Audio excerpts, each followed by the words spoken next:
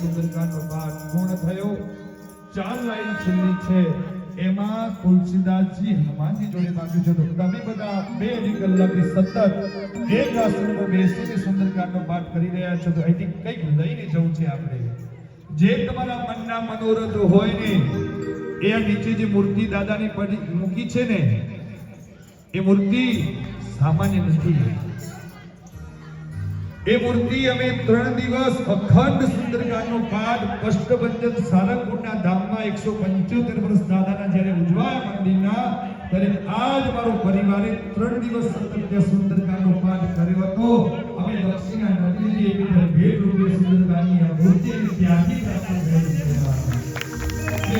એ મૂર્તિની ઊર્જા અલગ છે. તમારા મનના જે મનોરથ હોય ને તો આ સુંદરકાંડના પાઠના માધ્યમથી હું તમને આજે આ જગ્યા ઉપર કહું છું કે તમારા 12 મહિના થતા અમારા દાદા તમારા બધા મનના